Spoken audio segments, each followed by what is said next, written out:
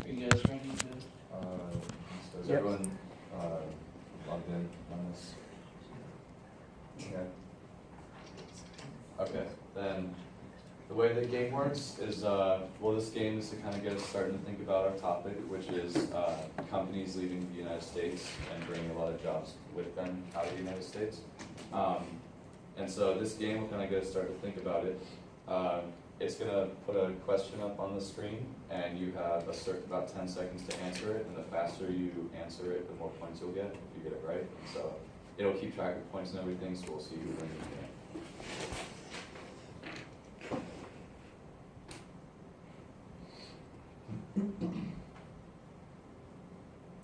So the answer choices will come up.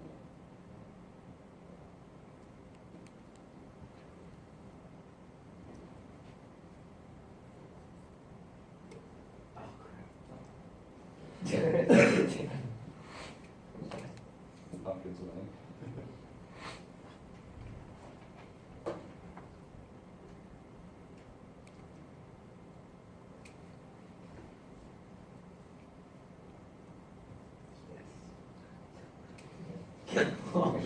That's easy.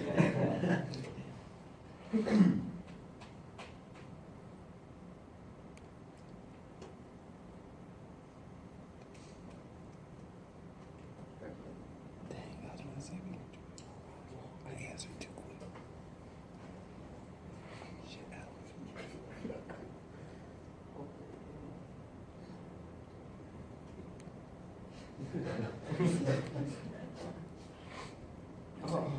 Yes. Yeah. Again?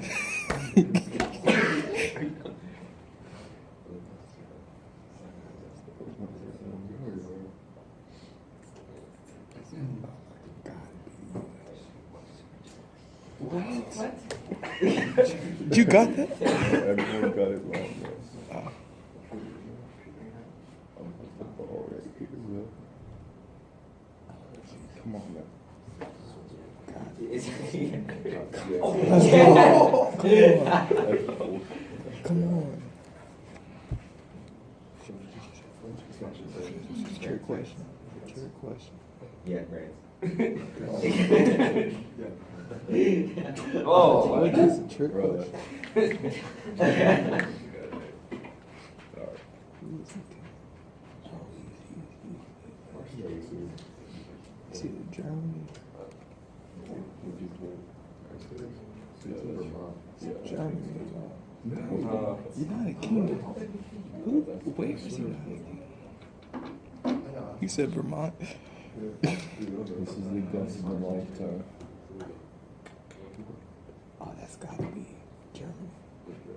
It's chocolate. It's gotta be Germany. What?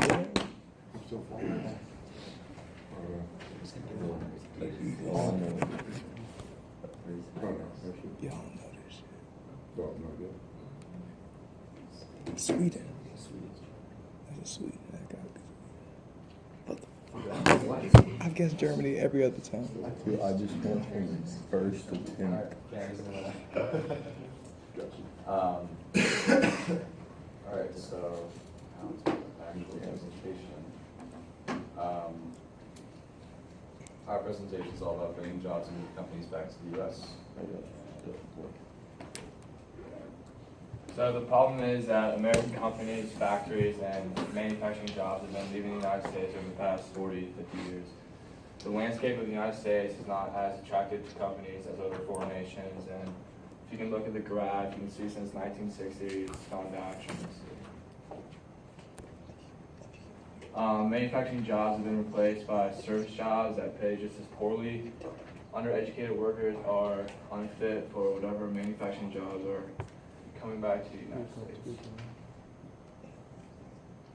Reshoring, according to the nonprofit advocacy group, the reshoring initiative of offshoring resulted in a net loss of approximately 220,000 in manufacturing jobs from 2000 to 2003. However, according to the group, the country added roughly as many jobs due to foreign investment and reshoring as it lost to offshoring last year. The roughly 22,000 jobs these companies have brought back to the country over the last 5 years is not insignificant, but is a drop in the bucket compared to those that they have sent abroad. And the graph can show that. An example of reshoring would be Ford. The total job reshored is 3,200. The country reshored from Mexico, Spain. The state benefiting from it would be Ohio, and the industry is transportation equipment. Why is manufacturing jobs not coming back? Although manufacturing is coming back, manufacturing does not necessarily mean equal jobs. Less jobs are needed to do the same amount of work, which is not necessarily bad, but the manufacturing jobs that are coming back are not the same as those that left. Although a solid trend is forming from reshoring, a lot of companies are still on the fence, and the scale is nothing compared to how many jobs left. The trend needs to keep going and not fizzle out. Jobs that are coming back are not like high tech, and it requires like a lot more qualifications.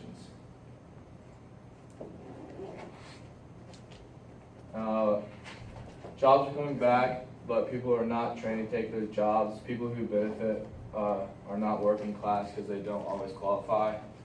A good quote that we found is, "The potential for real progress in this realm makes the campaign trail bluster about winning back jobs from China all the more repellent. It offers false hope to the very workers with whom it purports to be the sympathy, while neglecting the real needs, saying China over and over is far easier than understanding the relationship between this company and ours, though, and it seems unfortunately to be working for Donald Trump." And now we're gonna watch a video.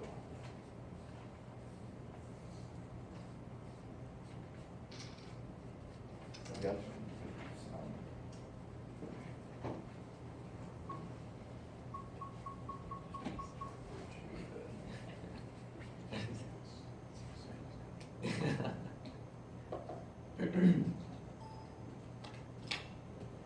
Is to increase profits. The main goal of the vast majority of corporations is to increase profits year over year. It's a large part of how their value is determined on Wall Street, and it's pretty much the whole kit and caboodle for why corporations do everything they do. One great way to increase profits is to sell more goods. Another great way is to cut down on costs, which could mean letting people go or buying cheaper materials or paying less in taxes. Corporations love paying less in taxes, and one way to do that is by switching their corporate domicile to a country with a lower tax rate. It's called corporate inversion, and it's easy to do. They just merge with a tiny company overseas in, let's say, Ireland, and they become an Irish company instead of an American one. And it makes sense. The US has a corporate tax rate of 35%, whereas Ireland's rate is 12.5%.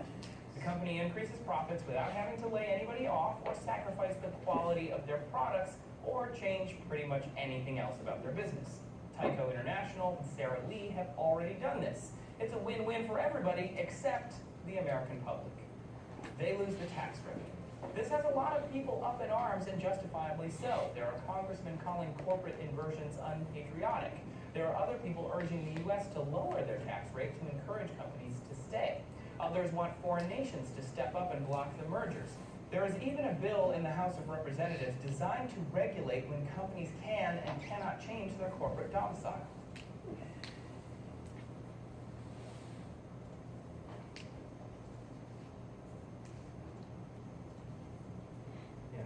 So now that we've identified the problem, we'd like to move on to the solutions. And the problem being more specifically companies leaving the US, as well as taking offshore in manufacturing, as well as people not being able to qualify for whatever jobs are coming back in the current reshoring trend.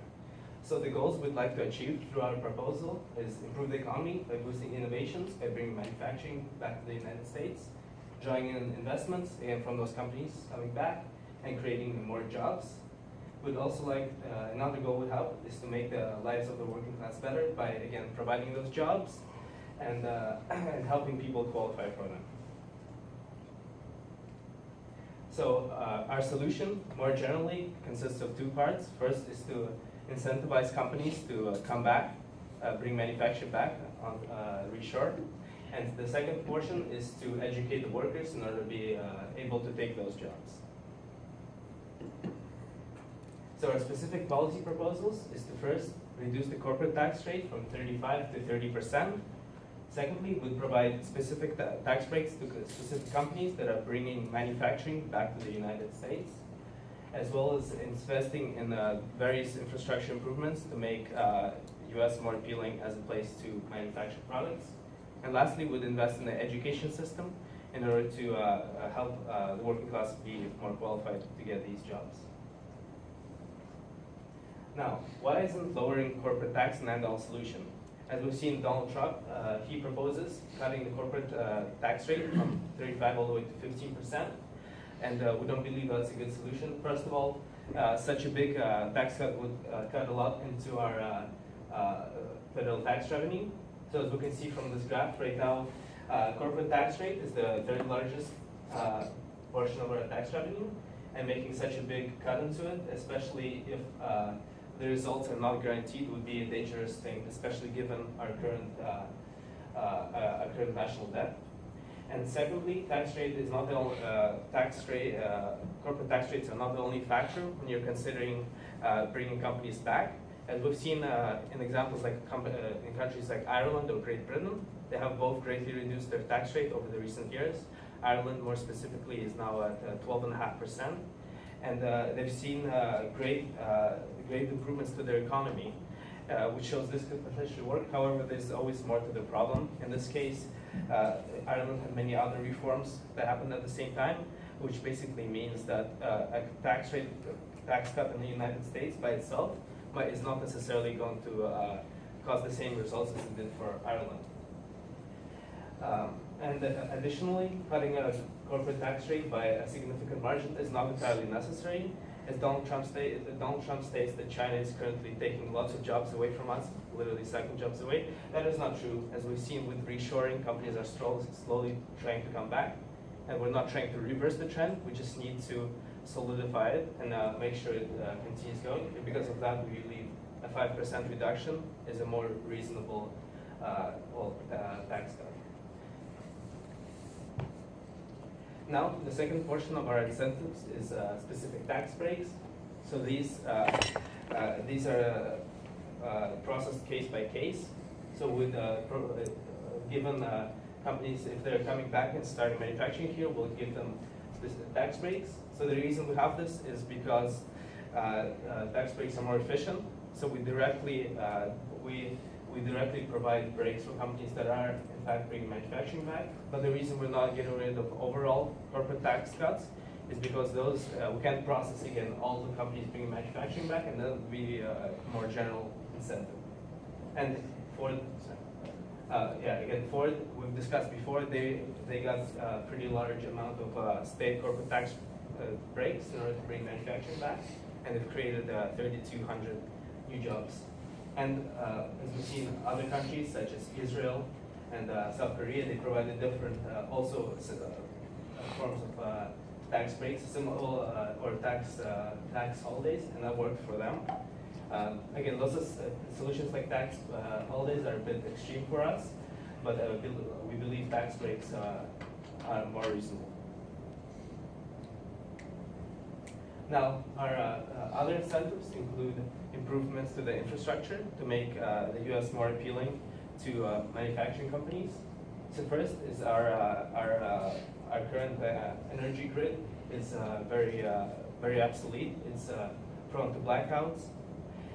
Additionally, our internet broadband speeds are falling behind other countries. Currently, our national broadband average speed is 3 times slower than that of Korea, 2 times slower than that of Bulgaria. And for companies bringing back manufacturing, especially since it's very high tech now, energy and broadband speeds are very crucial. And thirdly, we'd like to educate the workforce so they're more well qualified for these jobs. brings us to the second part of our policy proposal. So why is education important? As we've seen, the companies that are coming back, the manufacturing has changed. Now it's very high tech. A lot less people are needed to do the same amount of work. And because of that, the qualifications have increased, and the working class is not able to take advantage of the new jobs that are coming back.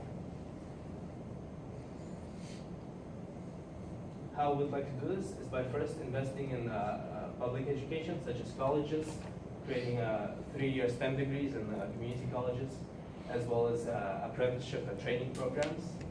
And would also like to incentivize companies to themselves also train workers by giving them certain benefits such as tax breaks for providing education to their workforce.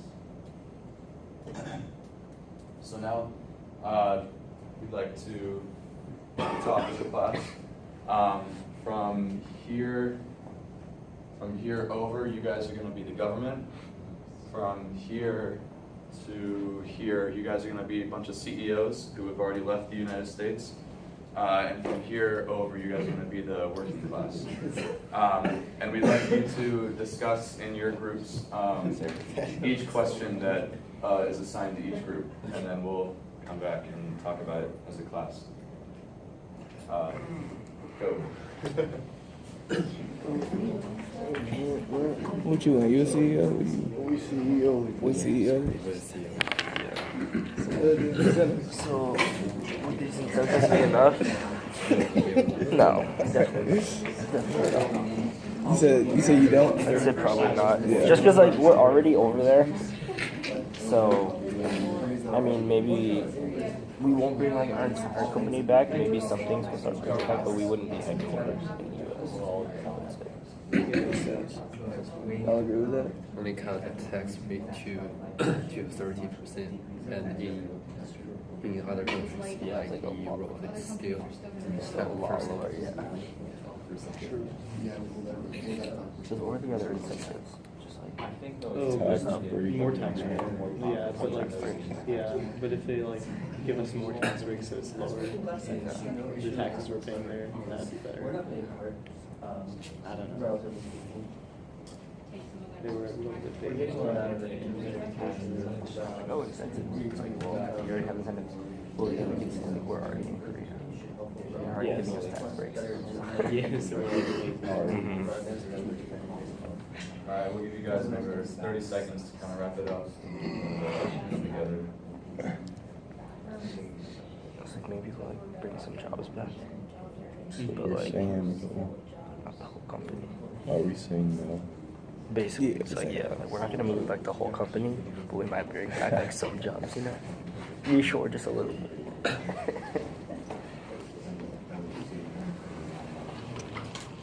I should probably ask what the incentives just if we move Alright, headquarters or so, if we move. government, what did you guys Oh, think? that's a good question. Do you find that the long-term benefits of the proposals will justify the initial costs?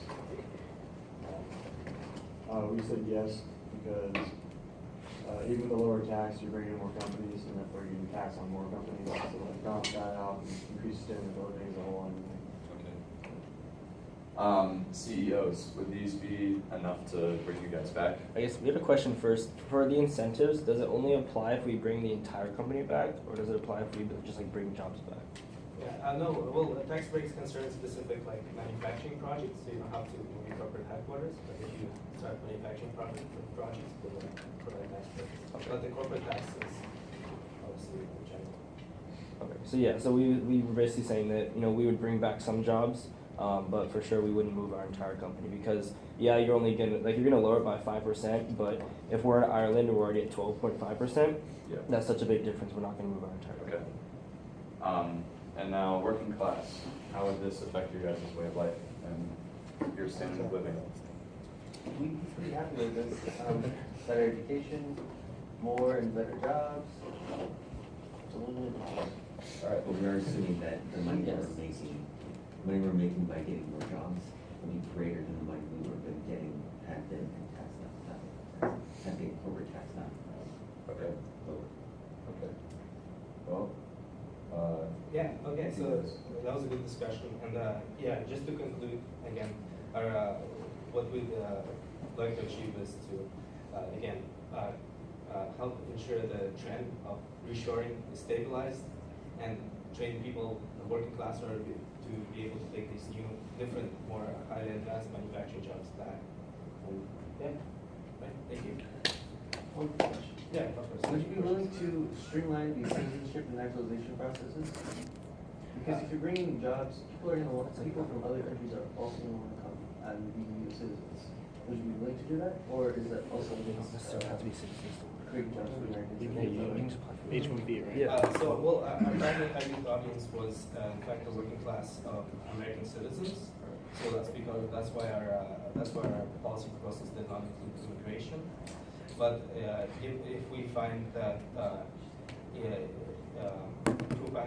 there is a lot of people are not taking these manufacturing jobs, even given the education reforms, we'll consider looking into again immigration reforms.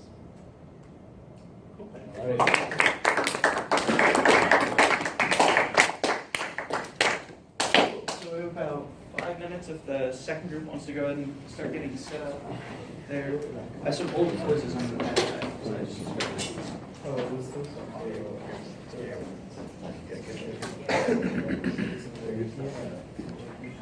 Come on. So we do this.